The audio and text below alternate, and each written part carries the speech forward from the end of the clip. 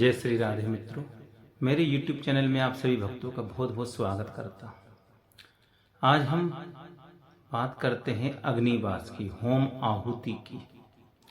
आपने देखा होगा कोई भी अनुष्ठान जब करते हैं, चाहे रामायण हो चाहे भागवत हो, कोई भी अनुष्ठान हो, यदि हम उसे नियम के अनुसार करते हैं तो हमें अच्छे फल की प्राप्ति हो। तो विशेषता है अग्निवास और उसका फल भी क्या है। तो हम बात करते हैं कि आहुति पहले कैसे देखते हैं या फिर अग्निवास। तो अग्निवास हमें कैसे देखना चाहिए उसके बारे में आज हम चर्चा करते हैं, क्योंकि पृथ्वी पर जब अग्निवास होता है और आहुति अच्छी होती है तभी व्यक्ति का अनुष्ठान सफल होता है, अथवा कोई ना कोई परेशानी आ जाती है। तो अग्निवास कैसे देखते हैं? जैसे आपने किसी भी महीने में और शुक्ल पक्ष में आपने कोई भी अनुष्ठान का कार्य करना चाहते हैं, तो जिस दिन हवन करना चाहते हैं उस दिन हमें ये देखना है कि उस दिन अग्निवास पृथ्वी पर है या नहीं। तो उसकी गणना की जाती है गणित के द्वारा। तो शुक्ल पक्ष की प्रतिपदा से लेकर के और जो वर्तमान की तिथि है, जैसे आपने सोचा कि अष्टमी को हम हवन कराते हैं, तो प्रतिपदा शुक्ल पक्ष तो था, तो प्रतिपदा से अष्टमी तक, तो अष्टमी तिथि हो गई वो उसे, ठीक है। तो अष्टमी तिथि, अब उसमें कौन सा दिन पड़ रहा है, रविवार है, शनिवार है, मंगलवार, कोई भी दिन हो सकता है या कोई भी तिथि भी हो सकती है, तो उन्हें हमें गिनना है। तो उसे हमें रविवार से ही गिनना है।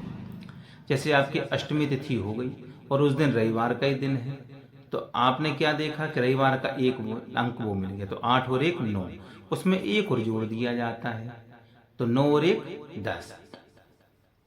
अष्टमी तिथि की संख्या, बार की संख्या और 1 और जोड़ दिया, तो 8 और 1 9, 1 जोड़ दिया 10 हो गया। 10 में हमें 4 का भाग देना है। 4 का भाग हमने दिया, जो हमारा शेष आया है 4 दूनी 8, तो 10 में से 8 के 2 बचे। तो यदि 0 और 3 आता है तो पृथ्वी पर अग्निवास है, और यदि 2 आता है तो पृथ्वी पर अग्निवास नहीं है। तो यहाँ पर कितना आया था? 2। इसी प्रकार गणना की जाती है। या आप इस प्रकार से भी देख सकते हैं कि प्रतिपदा शुक्ल पक्ष में आपने दोज को देखा, 2 तिथि है, रविवार का दिन ही है, तो 2 और 1 3, 1 जोड़ दिया 4, 4 का भाग दे दिया, तो 0 आ गया, तो अग्निवास पृथ्वी पर है। इस प्रकार से इसे देखा जाए। यदि हम यही कृष्ण पक्ष में देखते हैं तो उसमें हमें क्या करना पड़ता है कि कृष्ण पक्ष के जो 15 दिन हैं, शुक्ल पक्ष के जो 15 दिन हैं, हमें कृष्ण पक्ष के में जोड़ना है। जैसे कि आपने पंचमी तिथि को कृष्ण पक्ष में आहुति देखी है, अग्निवास देखा है, तो पंचमी तिथि वो हो गई और इसके बाद रविवार का दिन भी हो गया। तो इसके पहले क्या था? शुक्ल पक्ष का 15वां दिन, तो 15 और पंचमी तिथि 20 हो गया, रविवार का दिन 21 और 1 को जोड़ दो 22, तो 3 7 21, माने 4 पंचे 20, तो 2 शेष इसमें बच रहा, तो अग्निवास नहीं। तो ऐसे इसमें देखा जाता है। तो अभिष्ट तिथियों को हम देख लेते हैं और अग्निवास को। अब बात करते हैं होम की आहुति। अग्निवास तो पृथ्वी पर हुआ, हमने देख लिया, ठीक है, निर्णय कर लिया है या नहीं, इससे हमने गणना कर ली। अब हमें ये देखना है कि उस दिन हम जब अग्निवास कर रहे हैं, आहुति दे रहे हैं, तो आहुति किसके मुख में जा रही है? तो सूर्य की जो संक्रांति होती है, सूर्य जिस नक्षत्र पे स्थित होता है उनके 3 नक्षत्रों तक हमें गणना करनी पड़ती है। जो संक्रांति होती है और जो वर्तमान में नक्षत्र मिल रहा है, उससे हमें गिनना है। जैसे अश्विनी नक्षत्र है या भरणी नक्षत्र का उसमें संक्रांति है और वर्तमान में कृत्तिका नक्षत्र हो गया तिथि के अनुसार, तो भरणी नक्षत्र है या कृत्तिका नक्षत्र, कोई भी नक्षत्र हो सकता है, तो उससे हमें वर्तमान नक्षत्र तक गिनना है कितना आता है। यदि हमने देखा कि वर्तमान का जो नक्षत्र है वह भरणी है और संक्रांति उसकी अश्विनी की संक्रांति, तो हम गिनेंगे अश्विनी से, अश्विनी भरणी, तो 2 ही हुआ। भरणी नक्षत्र वर्तमान का, तो 2 हो गया। तो 2 में क्या हुआ?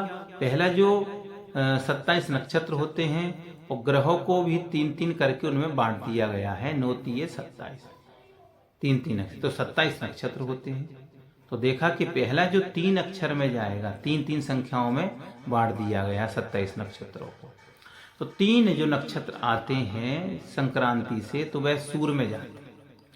सूर, फिर आता है बुध का, फिर आता है हमारे शुक्र का, फिर शनि का, फिर चंद्रमा का, इसके बाद मंगल का, गुरु का, राहु का और केतु का। अब हमें यह देखना है कि किस ग्रह में आहुति अच्छा रहता है, किस ग्रह में आहुति अच्छी नहीं।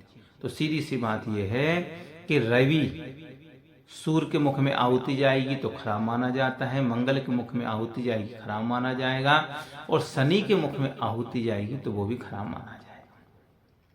इसके बाद राहु और केतु, इन ग्रहों में यदि आहुति जाती है तो वह खराब माना जाता है, उसका फल भी अनिष्ट ही होता है। जैसे कि आपने देखा कि आपने अग्निवास भी देख लिया है।